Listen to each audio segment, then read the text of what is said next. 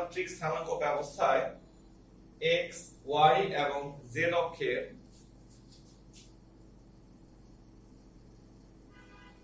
x, y এবং z অক্ষের যে অক্ষ বরাবর দেখো x, y, z অক্ষ বরাবর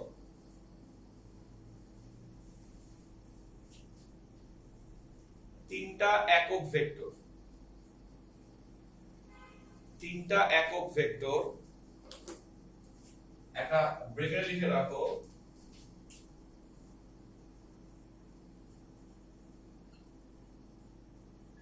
যথাক্রমে এখানে লিখবা আই, ছোট হাতের আই লিখবা, হ্যাঁ, ক্যাপ, এটাকে আমরা বলি আই ক্যাপ চিহ্ন, কেউ বলে আই হ্যাটও বলে, বাংলায় বলে আই টুপি, আই জে এবং কে তিনটে ছোট হাতের অক্ষর হবে, কেমন? দেখো আই জে এবং কে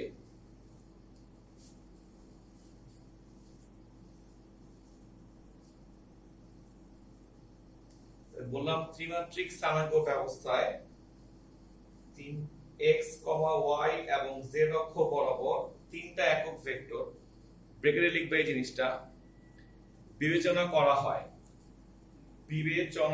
হয় তাদেরকে আয়ত একক ভেক্টর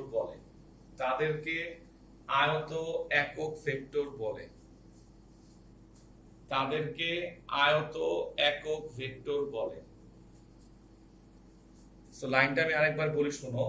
ত্রিমাত্রিক স্থানাঙ্ক ব্যবস্থায়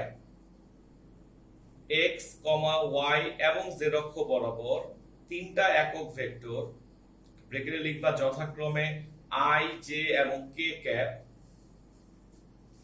ব্যবহার করা হয় বা বিবেচনা করা হয়, এদেরকে আয়ত একক ভেক্টর বলে। আচ্ছা, এটা লেখা হইলে সবাই একটু মনোযোগ দেওয়া, আমি বোঝানোর চেষ্টা করতেছি। সেটা হলো, আমরা ভেক্টরে তিনটা অক্ষকে, অ্যাকচুয়ালি যদি আমি এটাকে x অক্ষ বলি, এটা হচ্ছে আমাদের জন্য y অক্ষ, রাইট? z অক্ষের অ্যাকচুয়াল অবস্থাটা কিন্তু এটা হবে, এটা এই দিকে। তো আমি সবগুলো অক্ষের ধনাত্মক পার্ট রাখছি, x অক্ষ, y অক্ষ, তাহলে এটা হবে z অক্ষ, কেমন? এই দিকে। আমাদের বোর্ডটা তো ত্রিমাত্রিক না, বোর্ডটা হচ্ছে দ্বিমাত্রিক। এইজন্য আমরা আকার সুবিধার জন্য z অক্ষটা এই দিকে আনবো, ঠিক আছে? অর্থাৎ ত্রিমাত্রিক স্থানাঙ্ক ব্যবস্থায় তিনটা ভেক্টরকে বোঝানোর জন্য, তিনটা ভেক্টর বলতে কোন দিকে? একটা x অক্ষ, একটা y অক্ষ, একটা z অক্ষ। এই জিনিসটাকে যদি আমরা খুব সহজ করে তোমার সামনে উপস্থাপন করি, তাহলে কথাটা এমন হওয়া উচিত, ধরো আমি বললাম যে আমি 4 মিটার x অক্ষ বরাবর গেছি। সো দুইটা পয়েন্ট, একটা হচ্ছে 4 মিটার, একটা হচ্ছে x অক্ষ বরাবর গেছি। এই কথাটাকে আজকে থেকে আমরা বলতে পারবো 4i ক্যাপ। তারপর তুমি যদি লেখো যে মিটার, তাহলে মিটার হবে, অন্য কিছু হবে। সো এইভাবে লেখাটা তোমাকে আমি শেখানোর জন্য প্রমাণটা বোঝাচ্ছি। প্রমাণটা পরীক্ষায় আসবে না, আবার বলে নিচ্ছি, কেমন? হ্যাঁ, অবশ্যই মানে প্রমাণটা পরীক্ষায় আসবে না, এটা আমি আগেই বলে নিচ্ছি, কেমন? আচ্ছা, গেল। এখন কোশ্চেনটা হচ্ছে যে আমরা x অক্ষ বরাবর 4 মিটার গেলাম, এই কথাটাকে তুমি ভেক্টরের ভাষায় ট্রান্সলেট করো। 4 মিটার গেলাম x অক্ষ বরাবর, এটাকে আজকে থেকে বোঝানো হবে 4i, মানে 4টা হচ্ছে মান, আর আজকের পর থেকে আমরা যখনই i ক্যাপ দেখব, বুঝবো এটা একটা একক ভেক্টর। আমরা পড়বো আলাদা করে একক ভেক্টর। একক ভেক্টরকে সব সময় ছোট হাতের অক্ষরে লিখতে হয়, একটু পাশে সাইড নোট দিয়ে লিখে রাখো। একক ভেক্টরকে সব সময় ছোট হাতের অক্ষরে লিখতে হয়, কেমন? ধরো এটা যদি একটা ভেক্টর রাশি হয়, তাহলে এটার একক ভেক্টর হচ্ছে a ক্যাপ। সো ভেক্টর রাশিকে যেভাবে লেখা হোক না কেন, একক ভেক্টরের ফার্স্ট শর্তটা হচ্ছে ছোট হাতের অক্ষরে লিখতে হবে, এবং সেকেন্ড শর্তটা হচ্ছে তার মাথায় একটা ক্যাপ সাইন দেওয়া লাগবে। ক্যাপ সাইন মানে নরমাল ভেক্টর সাইন দেওয়া যাবে না, দিতে হবে ক্যাপ সাইন। সো আজকের পর থেকে আমরা যখনই আই দেখব আমাদের বুঝতে হবে আই দিয়ে দিক বোঝানো হচ্ছে। দিক মানে এটা হচ্ছে এক্স অক্ষ বরাবর। সো আমি যখন লিখবো 4i, 4i এর বাংলা মিনিংটা হচ্ছে আমার এক্স অক্ষ বরাবর, এই যে এক্স অক্ষ বরাবর আমার মান হচ্ছে 4। সো ভেক্টর রাশির দুটো পার্ট থাকে, মান এবং দিক। মান তো 4 দিয়ে বোঝানো হলো, আই ক্যাপ দিয়ে বোঝানো হবে দিকটা। অর্থাৎ তুমি চাইলেও আজকে পড়া চেঞ্জ করতে পারবে না, এক্স অক্ষকে তোমাকে বুঝাইতেই হবে আই ক্যাপ দ্বারা। সবাই এভাবে বুঝাবে, তুমি ওইভাবে বুঝাবে। সেম ভাবে আমি যদি বলি যে আমি ওয়াই অক্ষ বরাবর গেছি, ধরো তুমি এখন লিফটে করে উপর থেকে উঠতেছো তোমার বাসায়, তো ওয়াই অক্ষ বরাবর উঠতেছে, তখন তুমি বলবা যেটা হচ্ছে 5j, মানে একটা মান বললাম আর একটা ভেক্টর বুঝাইলাম, এটা দিয়ে বোঝানো হবে এটা ওয়াই অক্ষ বরাবর গেছে। কেমন? সো এটা যদি x অক্ষ হয়, এটা যদি y অক্ষ হয়, এটা হচ্ছে z অক্ষ। সো আমি যদি z অক্ষটা আঁকি তখন আমি এখানে বলবো 6k। এই সো এটাও ছোট হাতের, এটাও ছোট হাতের, এটাও ছোট হাতের। সো আস্তে আস্তে ক্লিয়ার হয়ে গেল যে আমরা i দিয়ে বুঝাবো x অক্ষ বরাবর, y দিয়ে বুঝাবো, j দিয়ে বুঝাবো y অক্ষ বরাবর, আর k দিয়ে বুঝাবো z অক্ষ বরাবর। হ্যাঁ, এতটুকু নিয়ে কারো কোনো কথা জিজ্ঞেস করতে পারো, প্রশ্ন থাকবে?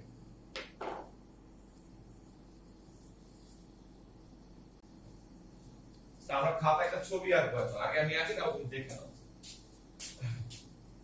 এখানে আমি 3টা অক্ষ আঁকলাম, এই x, y অক্ষ, z। আমরা যেমন বিন্দু নিতাম না জ্যামিতি করার সময়, ধরি একটা বিন্দু হচ্ছে x, y, দ্বিমাত্রিক স্থানাঙ্কে তুমি লিখবা x, y। দ্বিমাত্রিক স্থানাঙ্কে কি লিখবা? ধরি p একটা বিন্দু যার মান হচ্ছে x, y, z। আমরা তো 3টা অক্ষ ভাবছি, তাহলে x, y, z। আর এটাকে ধরে নিবা মূল বিন্দু। এটা লেখা আমরা নেক্সট আলোচনা করতে যাচ্ছি এটা নিয়ে। এটাকে বলা হয় অবস্থান ভেক্টর। বলবো ব্যাপারটা, সংজ্ঞাটা হচ্ছে যে মূল বিন্দুর সাপেক্ষে কোন একটা বিন্দুর অবস্থান বোঝানোর জন্য যে ভেক্টরটা ব্যবহার করা হয় তার নাম অবস্থান ভেক্টর। আমরা এটা পড়বো পরে ইনশাআল্লাহ। সো তুমি এতটুকু ছবিটা আঁকার পরে খেয়াল করো, এটাকে কর্ণ ধরে একটা সামান্তরিক ড্র করবা।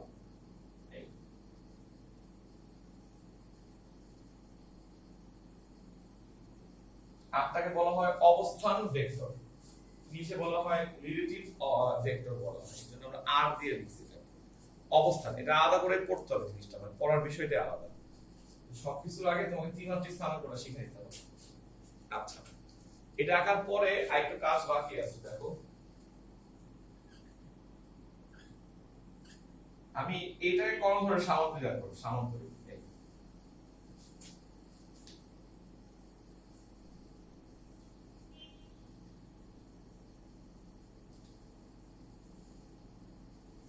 এই ছবিটা একটা এরকম হবে। সবাই খাতায় ছবিটা আরো সুন্দর করে, তাহলে আমি কথা বলতেছি।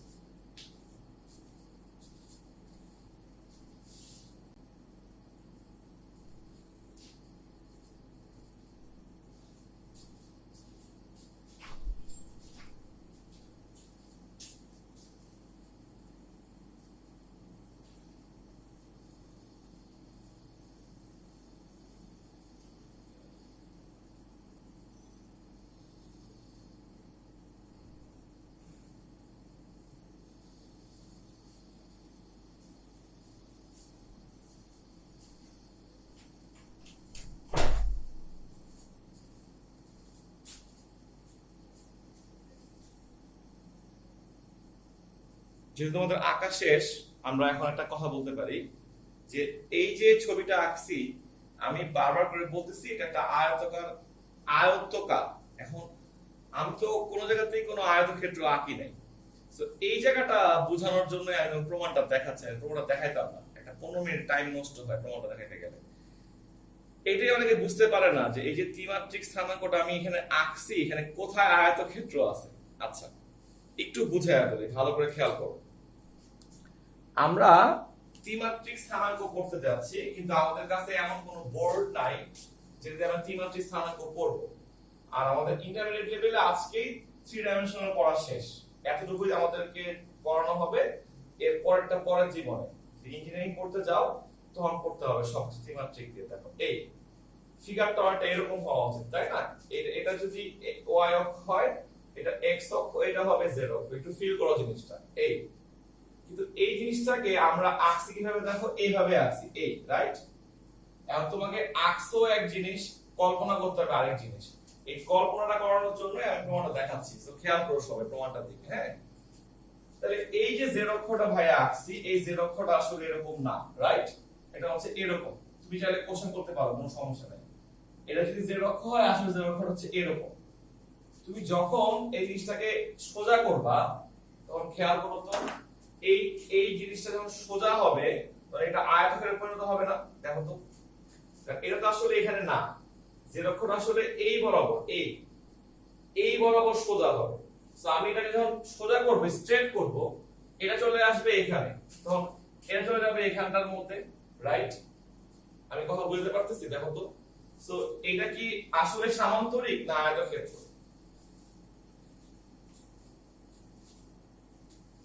এটা দেখতে, এটা কি আসলে আয়তক্ষেত্র না সামান্তরিক যেটা আমি আঁকছি বোর্ডে? আচ্ছা, আমি তোমাকে একটু সহজ করে বলি। জিনিসটা হচ্ছে কি, আমরা যখনই কোনো ছবি আঁকতে যাব, আমাদের কাছে সবকিছু হবে দ্বিমাত্রিক, অর্থাৎ আমার আমার বোর্ড বলো, আমার খাতা বলো, সবই দ্বিমাত্রিক। তোমরা অনেকেই ফেসবুকে থাকো, অনেক সময় দেখবা যে অনেকগুলো পেজ পাওয়া যায় যে ওরা 3D ছবি আঁকে এই 2D কাগজের মধ্যে। ওয়ান কাইন্ড অফ আমরা ওই জিনিসগুলো শিখতে যাচ্ছি একটু একটু করে। হ্যাঁ, তো একটা বেসিক জ্ঞান আজকে শিখতে পারবা, সেটা হচ্ছে দ্বিমাত্রিকে যেটা সামান্তরিক দেখা যাচ্ছে, ত্রিমাত্রিকে এটা একটা আয়তক্ষেত্র। কথা আমি আরেকবার বলি, দ্বিমাত্রিকে যেটা দেখা যাচ্ছে অ্যাজ এ সামান্তরিক, ত্রিমাত্রিকে এটা একটা আয়তক্ষেত্র হবে। ঠিক আছে? কিভাবে দেখো জিনিসটা আমি আবার বলি, দেখো সবাই খেয়াল করো। অর্থাৎ আমি যদি এই জিনিসটাকে এইভাবে মোচড় দেই, এটা যদি স্ট্রেট করি, উদ্দেশ্য হচ্ছে এই বাহুটাকে আমি কল্পনা এখানে নিয়ে আসবো। আকাশ এভাবে থাক, কল্পনা নিয়ে আসবো এইখানটায়। সেইখানটা আনতে গেলে প্রথম স্টেপটা হচ্ছে আমি এটাকে সোজা করব। যখন তুমি এটাকে সোজা করতে যাবা, এই পয়েন্টটা এই বরাবর আসবে কিনা বলো? তো এটা যখন এখানে চলে আসবে, ধাক্কা খেয়ে এখানে চলে আসবে না? তো পয়েন্টটা এরকম হয়ে যাবে না জিনিসটা? তো কল্পনা করতে পারলে বেটার, না করতে পারলে না করাই ভালো। এটা একটা আয়তক্ষেত্র হয়ে গেল। তো আমি ওটাও চেঞ্জ করছি, দাঁড়াও না, আস্তে আস্তে এটাকে সরাইলাম, তো এটাও সরে গেল। তাহলে প্রথমে এটা একটা আয়তক্ষেত্র হলো, সবাই মানো যে হ্যাঁ এটা একটা আয়তক্ষেত্র। তারপর যখন আমি জিনিসটাকে এইভাবে উঠাবো, তো এইটা চলে আসবে এইখানে, আর ও চলে যাবে এইখানে। তাহলে এটা একটা আয়তক্ষেত্র হয়ে যাচ্ছে। দেখো তো বুঝছো কিনা? কাইন্ড অফ জিনিসটা হচ্ছে এই, জাস্ট এইভাবে আসছে জিনিসটা। আমার ছবিটা এরকম বাঁকা না, ছবিটা স্ট্রেট করো, এটা আয়তক্ষেত্র হবে। আর এটা যখন আমি উপর দিকে নিব, তো এটা একটা আয়তক্ষেত্র হবে। দিস ওয়ান, ছবিটা হচ্ছে এইভাবে বা এইভাবে ছবিটা আসছে ঠিক আছে? সো এটা একটা লম্ব। আমি বলতে চাচ্ছি, এটা অনেকেই জানে না বা বলতে পারে না যে কেন বলতেছে আয়তাকার স্থানাঙ্ক ব্যবস্থা। কারণ আমরা আসলে দুইটা আয়তক্ষেত্র আছে এখানে, দেখতে মনে হচ্ছে ত্রিমাত্রিক ভাবে এটা একটা সামান্তরিক। সো দ্বিমাত্রিক ক্ষেত্রে যেটাকে সামান্তরিক বলা হয়, ত্রিমাত্রিক ক্ষেত্রে এটা একটা আয়তক্ষেত্র হয়। ঠিক আছে? খেয়াল করো জিনিসটা। আচ্ছা, এখন আমি বলতে চাচ্ছি কি, নাম দেই, এটা ওপি, এটাকে আমি কিউ নাম দিই আমার ইচ্ছা মতো। হ্যাঁ, এটাকে আমি এল নাম দিই, এই পয়েন্টটাকে, এটাকে আমি এম নাম দিই।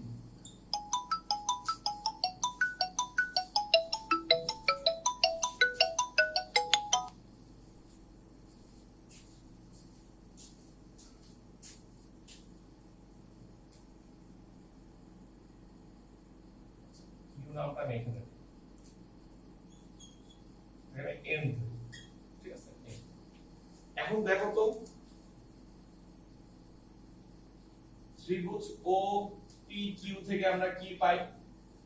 তোমরা অনেকেই বলতেছিল তোমরা ত্রিভুজ সূত্রের ক্লাসটা পাও নাই প্রথম দিন। দেখো এই যে আমরা অ্যাপ্লাই করি, ত্রিভুজ ওপি কিউ হতে কি পাই?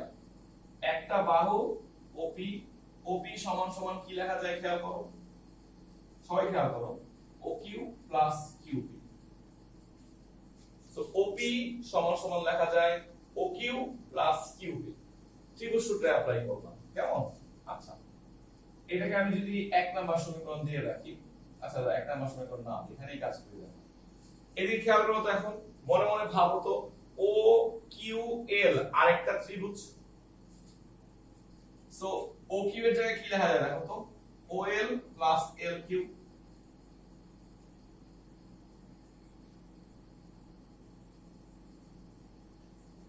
এই তো, আমি আরেকবার বলি, আমি একটা ত্রিভুজ দিছিলাম OPQ, যে ত্রিভুজে OP সমান সমান লেখা যায় OQ plus QP। A simple ত্রিভুজ সূত্র অ্যাপ্লাই করছি। আর OQ এর জায়গায় লেখা যায় OL plus LQ, OL plus LQ। আচ্ছা, গেল। এখন OL টাকে আমি OL ই রাখি, চেঞ্জ করলাম না। LQ আর OM টা সমান না? এটা আমরা একটা কি আঁকছি, আয়তক্ষেত্র আঁকছি না, নাকি অন্য কিছু আঁকছি? এখানে এখানে আমরা একটা আয়তক্ষেত্র আঁকছি। তাহলে LQ এর জায়গায় কি লেখা যায়? OM লেখা যায় না? সমান বাহু বিপরীত বাহুগুলো সমান। আর QP এর জায়গায় লেখা যায় OM। ঠিক আছে, তাইলে আমি এটাকে সাজায়া লিখি, জাস্ট OM টারে আগে লিখি x অক্ষ, OM টারে পরে লিখি y অক্ষ, আর z অক্ষটাকে আমি লাস্টে লিখলাম, আমার ইচ্ছা মতো লিখলাম আর কি, কেমন? এই জিনিসটাকে আমরা প্রকাশ করব r ভেক্টর। এই যে দেখো OP এর জায়গায় লিখছি r, ঠিক এটা শেষ হওয়ার পরেই তুমি অবস্থান ভেক্টর নিয়ে একটা ক্লাস পাবো আমার কাছে। সো OP এর জায়গায় আমি লিখছি r। OM এটা x অক্ষ বরাবর না, এটাকে আমরা আজ থেকে লিখব xi। এই দেখো x টা হচ্ছে মান, এই মানটুকু স্কেল দিয়ে মাপলে যে মান পাওয়া যাবে সেই মানটা হচ্ছে x, আর i দিয়ে আমরা বোঝাচ্ছি x অক্ষটা। ঠিক আছে, ও এর তাহলে কি লেখা যাবে? y z, আর এটাকে লেখা যাবে z k। সো চার কোণা বক্সে আটকাও। আমি চাই তোমাকে সূত্র মুখস্থ করতে পারতাম, বা প্রমাণ করে দেখাইলাম জিনিসটা ভালো লাগার জন্য, বাট এটা ভালো জিনিস না। এটা বক্সে আটকে এখানে লেখো যে ত্রিমাত্রিক স্থানাঙ্ক ব্যবস্থায় অবস্থান ভেক্টরের রাশিমালা, এভাবে লেখো, ত্রিমাত্রিক স্থানাঙ্ক ব্যবস্থায় অবস্থান ভেক্টরের রাশিমালা। যেটা শেষ করো, কেমন আমাকে প্রশ্ন করো, সমস্যা নেই।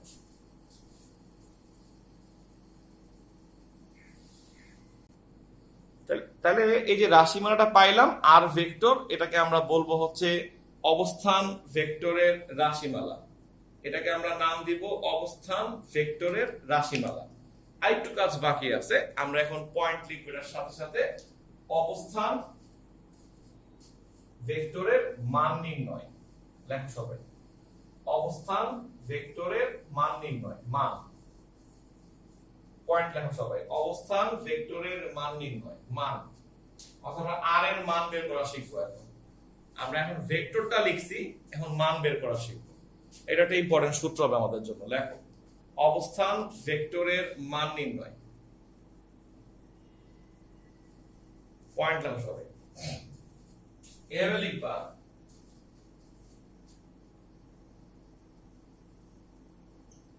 সমকোণী ত্রিভুজ ও পি কিউ হতে পারে। দেখো তুমি চিন্তা করে আমি কেন এখানে লিখলাম সমকোণী ত্রিভুজ। এটা কি সমকোণী ত্রিভুজ দেখা যাচ্ছে? মানে আমি যে ছবিটা বোর্ডে, হ্যাঁ ওইটাই বললাম, মানে কেউ কি জিনিসটা বুঝতে পারতেছো যে সমকোণী ত্রিভুজ কেন এটা আমি লিখতে যাচ্ছি?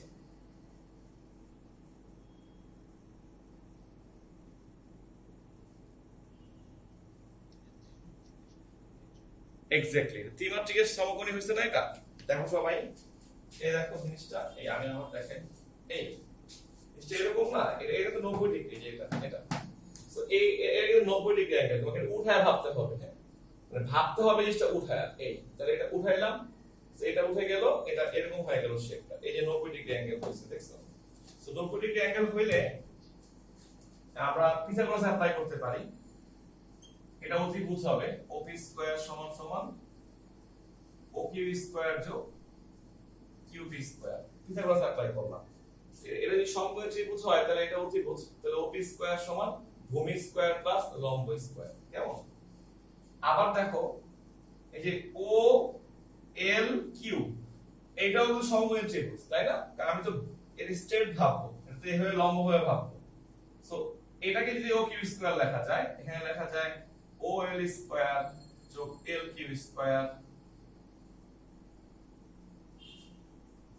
সময় নষ্ট করে প্রমাণটা দেখাচ্ছে সবাইকে বোঝানোর জন্য, হ্যাঁ চেষ্টা করতে হবে। তো এটাও ভাবো একটা সমকোণী ত্রিভুজ, কারণ এটা তো এরকম না, এটা তো লম্ব হবে এখানে। সো আমি তাহলে এটাকে অতিভুজ ধরলে ভূমি স্কয়ার যোগ লম্ব স্কয়ার লিখতে পারি, কিন্তু ও এল স্কয়ার যোগ এল কিউ স্কয়ার, তাই না? জানো তো বুঝছো কিনা এতটুকু?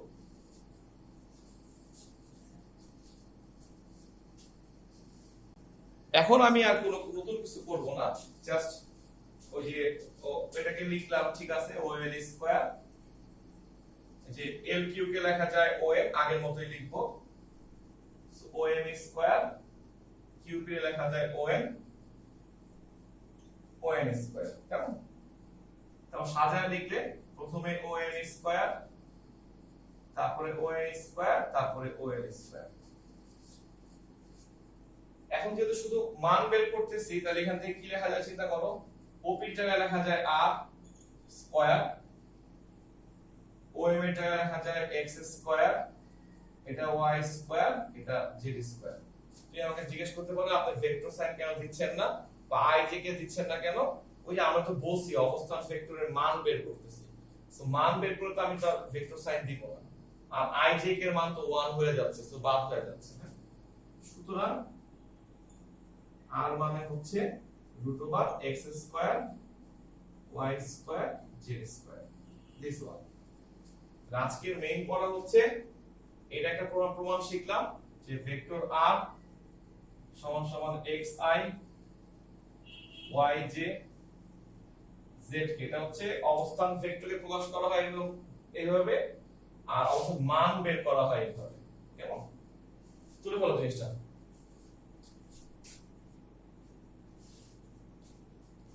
লাস্টের বক্সটা হচ্ছে অবস্থান ভেক্টরের মান বের করা, কেমন? আর উপরেরটা হচ্ছে অবস্থান ভেক্টরে প্রকাশ করা হয় এভাবে।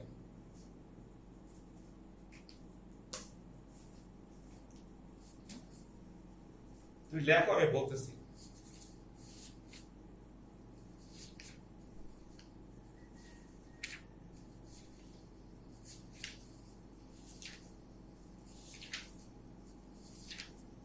যে তোমাদের বইয়ের ছবিটা এভাবে আঁকা আছে, কোন কোন বই এভাবে লেখা আছে ছবিটা, এটাই আমি এখানে আঁকছি।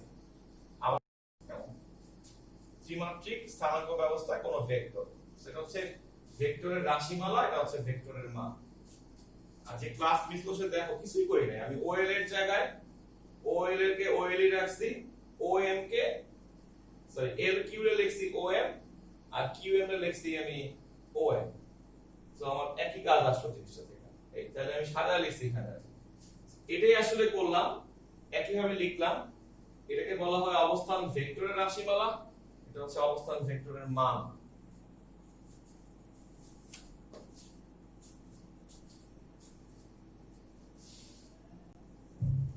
তাহলে আমি পারলাম তোমাকে বুঝাইতে যে ত্রিমাত্রিক স্থানাঙ্ক ব্যবস্থায় একটা ভেক্টর কিভাবে লেখা হয়। এখন আমাদের সব অঙ্কই ত্রিমাত্রিক হবে তা না, বড়টাই শিখাই ফেললাম। দ্বিমাত্রিক হলে একটা জিনিস বাদ যাবে, তাই না? জেডটা বাদ যাবে, তখন তুমি এইভাবে লিখবা যে xi যোগ yj, যেহেতু তোমার বইও করা আছে।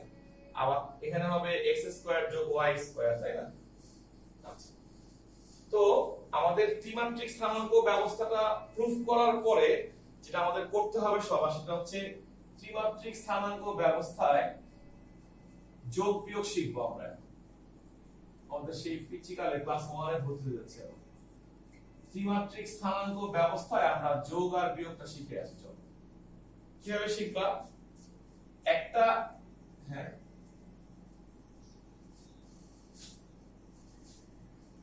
দিকটা অ্যাঙ্গেল বের করব, থিটা। ওকে, কথা আটকায় আসলে তুমি লিভ নিয়ে আবার আসো। হ্যাঁ, দেখো একটা ভেক্টর যদি a হয়, আমরা আজকে শিখলাম যে এটা ভেক্টর কিভাবে লেখা যায়। 3i plus 4j minus 5k, হ্যাঁ, this one একটা ভেক্টরকে x y z দিয়ে লেখা যায়, তাই না? আমি লিখলাম। আর একটা ভেক্টর লেখা যায়, ওই যেটা আমি লিখছিলাম r সমান xi yj, তাই না?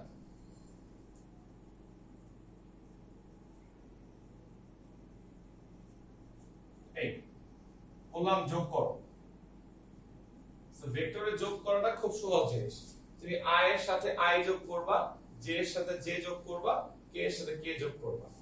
এটাই হয়, তার যোগফলটা কি হবে দেখো। এটা হবে 7i, এটা হবে শুধু j, আর এটা হবে -3k। ঠিক আছে, এই হলো যোগফলটা। সো ত্রিমাত্রিক স্থানাঙ্কের যোগটা খুব সহজভাবে করা যায়। i যোগ করব, j যোগ করব, আর k যোগ করব। তুমি যদি চাও যে বিয়োগটা শিখবা, তাহলে এখানে শেষ করে ফেলি। বিয়োগটা এই এখানে বিয়োগ দিবা, এটা মাইনাস হবে। তো মাইনাস হলে 3i থেকে 4i চলে গেলে এটা হচ্ছে -i, এটা হচ্ছে তাহলে প্লাস হবে 7j, তো মাইনাস হলে এটা হবে -8k, 7k, this one। ঠিক আছে, দেখো কারো যোগ ও বিয়োগ নিয়ে কোনো আপত্তি আছে কিনা?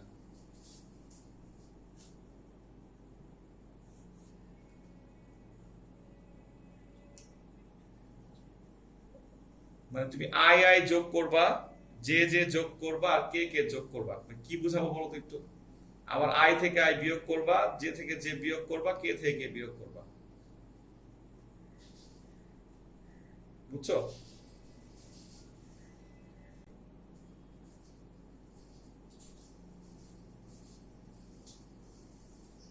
বলো।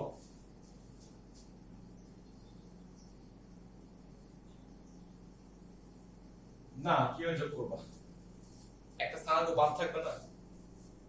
করতে পারবা, তুমি জিরো ধরে নিবা, ওটা জিরো ধরে নিবা, তাহলে হবে। তুমি আমার অ্যানসারটা বুঝতে পারছো? ভাই অ্যানসারটা বুঝতে পারছো? আচ্ছা ঠিক আছে।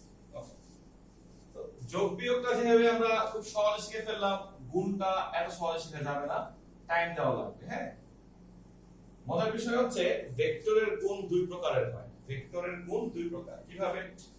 দুইটা ভেক্টর রাশিকে গুণ করে, খেয়াল করো, একটা হচ্ছে f, বল একটা ভেক্টর রাশি, সরণ একটা ভেক্টর রাশি, তোমরা সবাই জানো। তোমরা এই দুটোকে গুণ করে 19 এ পাইছিলা কাজ w। সো w তো একটা স্কেলার রাশি, তাই না? সো বল আর সরণ গুণ করলে কাজ হয়। এই কাজটা হচ্ছে স্কেলার রাশি। তোমরাই কিন্তু প্রমাণ করে আসছো 19 এ থাকতে, দুইটা ভেক্টর রাশিকে গুণ করলে, কখনো কখনো স্কেলার রাশিও পাওয়া যায়। দুইটা ভেক্টর রাশিকে গুণ করলে কখনো কখনো স্কেলার রাশি পাওয়া যায়। কথাটা বুঝো কি বলতে যাচ্ছি। দুইটা ভেক্টর রাশিকে গুণ করলে কখনো কখনো স্কেলার রাশি পাওয়া যায়। আবার আমরা এটা বের করে পড়বো। তোমরা এই অধ্যায়ে একটা নাম শুনবা, অনেক প্রশ্নও করবা, এটাকে টর্ক বলা হয়। টর্ক এটা চ্যাপ্টার 4 এর পড়া, লিখে রাখতে পারো। চ্যাপ্টার 4 এ গেলে ওখানে আমরা অনেকটুকু পড়বো। এটার বাংলা অর্থ হচ্ছে কৌণিক বল বলতে পারো। এটা আমার মাথায় ঢুকবে না কারো, কারণ তুমি এখনো কৌণিক পাঠে যাওই নাই। কৌণিক বল বলা হয়, নাম হচ্ছে টর্ক। টর্ককে প্রকাশ করা হয় টাও দ্বারা, টাও চিহ্ন বলি আমরা। এমন লেখা হয়, টাও মানে হচ্ছে r ক্রস f। এই ল্যাঙ্গুয়েজ গুলো আমরা শিখবো এখানে, ঠিক আছে? ভয় পাও না। সো আমরা দেখতেছি দুটো ভেক্টর রাশিকে গুণ করে কখনো কখনো ভেক্টর রাশিও পাওয়া যায়। এটা নিয়ে আমার মাথা গরম করো না, আমি পড়াবো এটা আসতেছি। আচ্ছা, সো যোগ করার সময় দেখলাম দুইটা ভেক্টর রাশিকে যোগ করলে অ্যানসারটা পাওয়া যাচ্ছে ভেক্টর রাশি। দুটা ভেক্টরকে বিয়োগ করলে অ্যানসার পাওয়া যাচ্ছে ভেক্টর রাশি। প্রবলেম হয় নাই। এখন আমরা দেখতেছি দুইটা ভেক্টর রাশিকে গুণ করলে কখনো কখনো পাওয়া যাচ্ছে স্কেলার রাশি, কখনো কখনো পাওয়া যাচ্ছে ভেক্টর রাশি।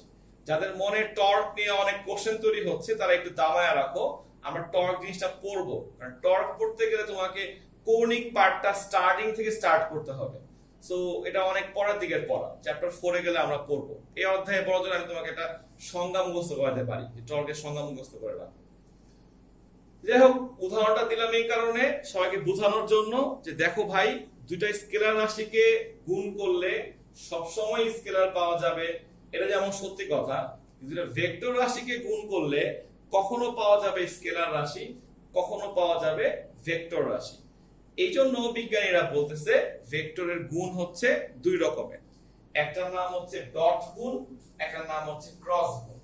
তোমরা যদিও সারা জীবন এখন পর্যন্ত পড়ে আসছো 3 দুগুণে 6, আবার পড়ছো 3 দুগুণে 6, কিন্তু আজকের পর থেকে ভেক্টরের জন্য এটার নাম হচ্ছে ডট গুণ, এটার নাম হচ্ছে ক্রস গুণ। সম্পূর্ণ আলাদা জিনিস হয়ে যাবে জিনিসটা। সো যেখানে আমরা ডট গুণ করব ডটটা ইউজ করব, ক্রসটা না। আর যেখানে আমরা ক্রস গুণ ইউজ করব সেখানে আমরা ক্রসটা ইউজ করব। এই সে দুটো গুণ চিহ্নের মধ্যে পার্থক্য হয়ে গেল। এই হচ্ছে বেসিক কথাবার্তা। হ্যাঁ, এখন তুমি এতটুকুর উপর প্রশ্ন করতে পারো চাইলে। আমরা মানে শুরু করব ডট গুণটা, মানে এটা হচ্ছে ডট গুণের অ্যানসারটা হবে স্কেলার রাশি। তুমি ডট গুণ করার সব সময়ের জন্য, সারা জীবনের জন্য ডট গুণ করার পরে তুমি যে অ্যানসারটা পাবা সেটা অবশ্যই স্কেলার রাশি হবে। আর ক্রস গুণ করার পর যেটা সেটা হচ্ছে অবশ্যই ভেক্টর রাশি হবে, ফিক্সড। সো নোট করে ফেলো, ভেক্টরের গুণ দুই রকমের হয়। এক নাম্বারটা লেখো, ডট বা স্কেলার গুণ।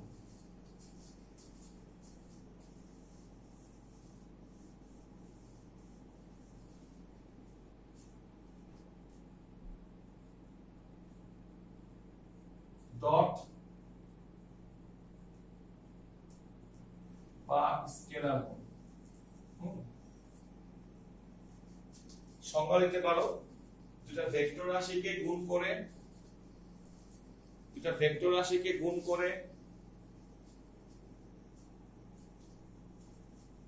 যদি একটা স্কেলার রাশি পাওয়া যায়,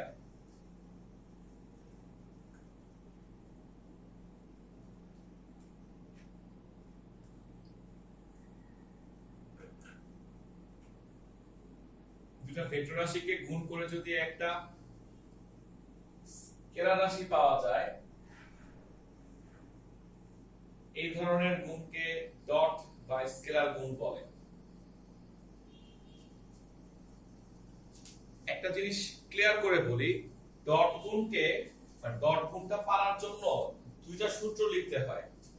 একটা সূত্র আসবে উপাংশ থেকে, তোমরা এটা এখনো পড়ো নাই, পড়াবো আমি। হ্যাঁ, এই a ডট b সমান সমান লিখা হয় ab cos থিটা। তুমি এটা আজকের জন্য বলবা, এটা মুখস্থ সূত্র আমাদের জন্য।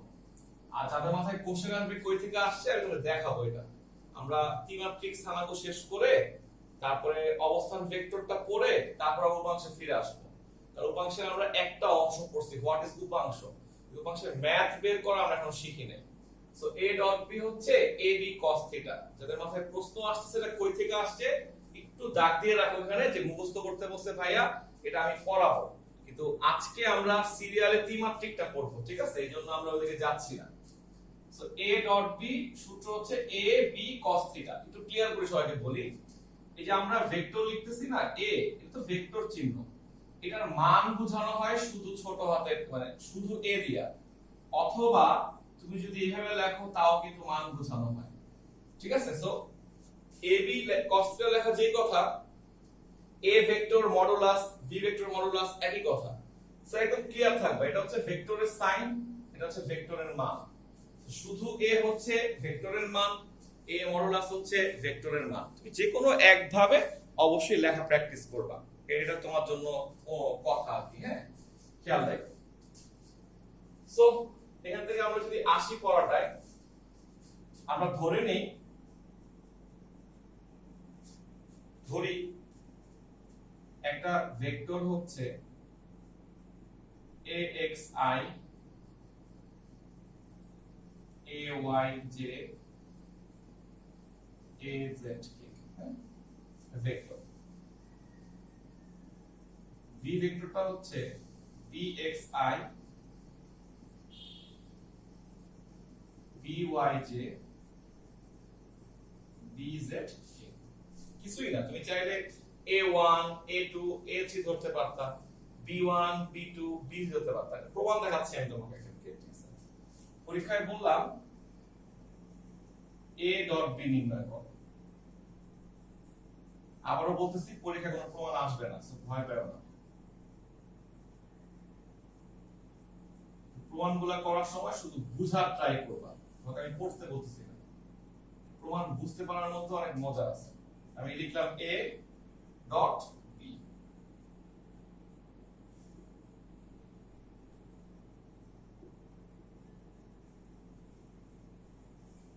this one, হ্যাঁ, সেটা লেখা আছে খাতায়।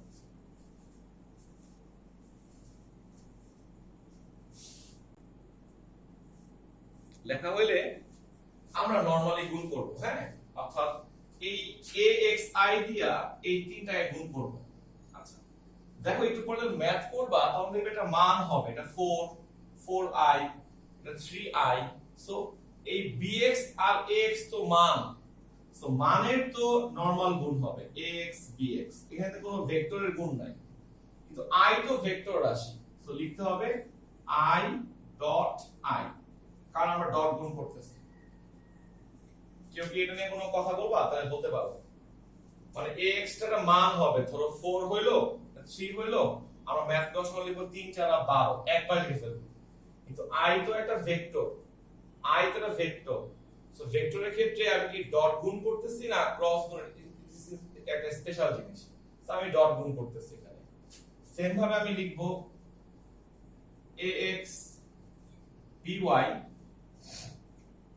i ডট j, আমি লিখব ax bz i dot k। এই তিনটা দিয়ে করা শেষ হলো, এখন আমি এটা দিয়ে আবার তিনটাকে গুণ করব, তাহলে কি লেখা যায়? ay bx j dot i,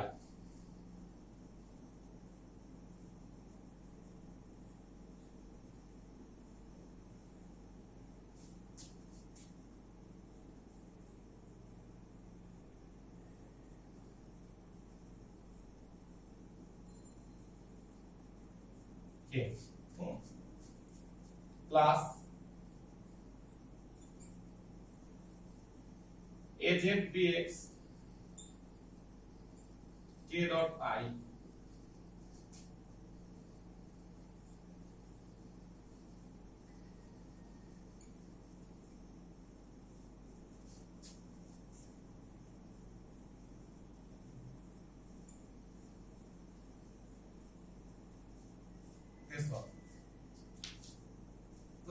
ধার ধার হলো গুণগুলো সবগুলো করলাম, হ্যাঁ।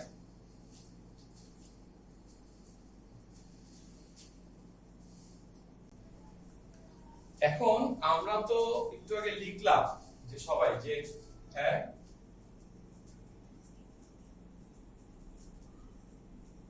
হ্যাঁ আজকে ক্লাস আছে, এটা কোন সেম ক্লাস আছে। a ডট b হচ্ছে এই ক্লাসটাই আবার শুক্রবার দিন সোয়া 3টায় হবে, মানে আজকে যে ক্লাসটা এটা আবার আরেক ব্যাচ শুক্রবার সোয়া 3টায় হবে। সো হয় শুক্রবার দিন করো অথবা আজকে করে ফেলো, যে কোনো একদিন সুবিধা। হ্যাঁ এটা আমরা সবাই জানি, বুঝলাম মুখস্থ রাখতে, তাই না? তাহলে এখন যদি আমি লিখি i dot i dot i, আমারে বলো i এর মান কত? 1, i এর মান কত? 1। এখন একটা জিনিস সবাই ক্লিয়ার হয়েছে না, যে i হচ্ছে x অক্ষ বরাবর, আরেকটা i হচ্ছে x অক্ষ বরাবর, তাই তো? সো দুইটা ভেক্টর যদি একই অক্ষে থাকে এদের মাঝখানের কোণ কত ডিগ্রি হওয়া উচিত বলো তো?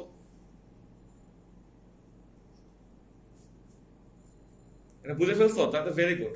আবার বলি, দুইটা ভেক্টর যদি একই অক্ষ বরাবর থাকে, এই দেখো i i লেখা আছে, তাই না?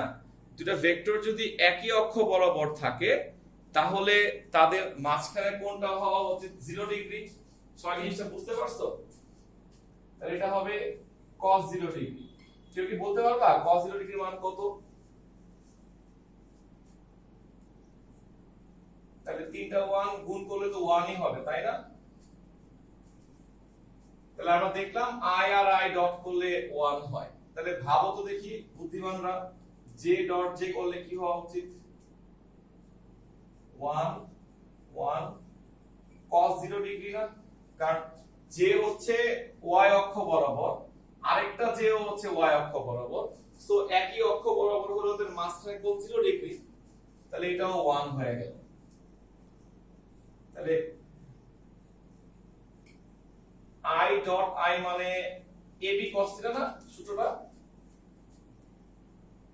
তাহলে a i এর মান কত? 1, একক ভেক্টর না, i এর মান তো 1,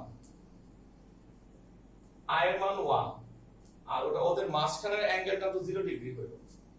হ্যাঁ, তাড়াহুড়া করো না, আস্তে আস্তে শিখো, শেষ হয়ে যাবে জিনিসটা। এই এটাও তাহলে 0 ডিগ্রি হবে, এটাও 1 হবে।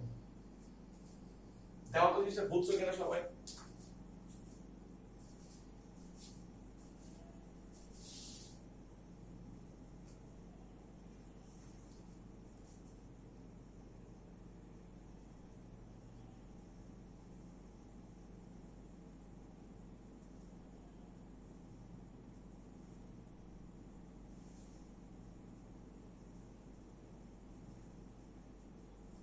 জি,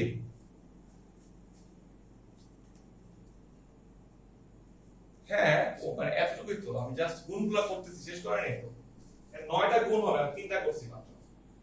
মানে আমরা দেখলাম তাহলে একই রকম অক্ষ বরাবর গুণ করলে অ্যান্সারটা 1 আসছে, রাইট? তাহলে এখন আমাকে বলো তো i ডট j কত হবে?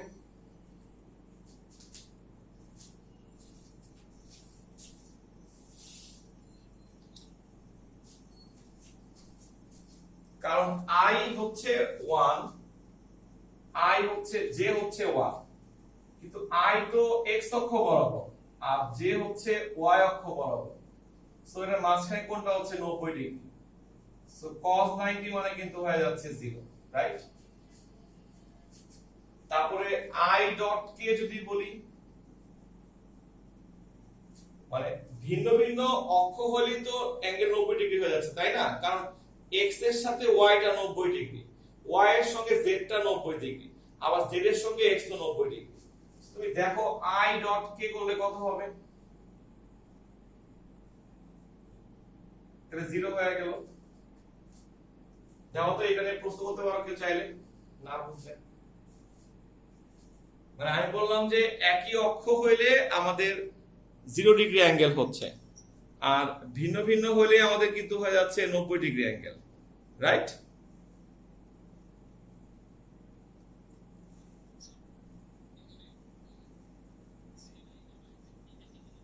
একই প্রমাণ হচ্ছে না, একই তো জিনিস হচ্ছে, দিক চেঞ্জ তো হচ্ছে না, কোনো চেঞ্জ হচ্ছে?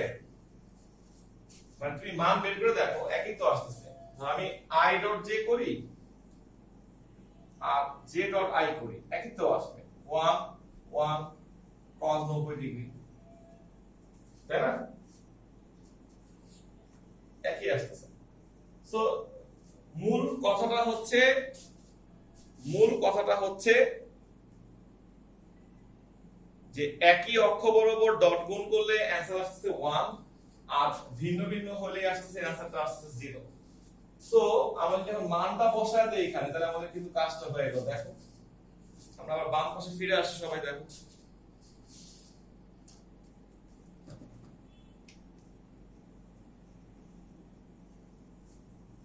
তুমি মান বসাও, এটা হবে 1, এটা হবে 0, সেটা বাদ, 0, এটা 0, এটাও 0, এটা 1, এটা 0, এটা 0, এটা 0, এটা 1। সো আলটিমেটলি অ্যানসারটা আসলো a ডট b সমান সমান ax bx ay by az dz। ঠিক আছে? ax bx এটা হচ্ছে 1, 0 0 0, এটা হচ্ছে 1, তাহলে ay by আবার 0 0 0, এটা হচ্ছে 1, তাহলে az dz। এই হচ্ছে আমাদের ডট গুণের একটা সূত্র। সবাই এই পর্যন্ত বুঝো, তাহলে আমরা ক্লাস শেষ করব আজকে এখানে। আমরা বৃহস্পতিবার ইনশাআল্লাহ এটা শেষ করে ক্রস গুণ শেষ করতে পারবো। আর সবাই আজকে রাত্রেবেলা একবার গ্রুপে ঢুকবা, ফেসবুকে দেখবে বাড়ির কাজ দেওয়া আছে, ওটা অবশ্যই করবা সবাই। যে ম্যাথটা পারবা না ওটা মাথায় রাখবা, আমি তোমাকে বৃহস্পতিবার দিন ক্লাসে করে দিব অঙ্কটা।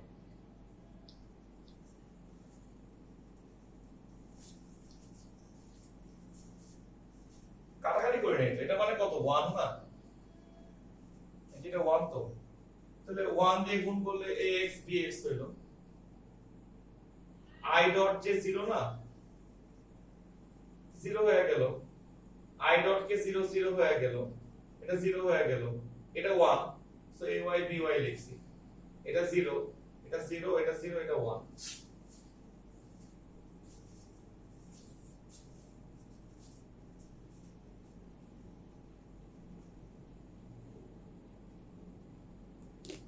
তা ঠিক আছে, তাহলে ক্লাস, তাহলে যারা এখনো টেক্সট না তারা টেক্সটটা লিখে তারপর লিভ নাও, ক্লাস শেষ করে দিচ্ছি আজকে। আমরা ইনশাআল্লাহ বৃহস্পতিবার দিন আবার পরের টুক নিয়ে বসবো।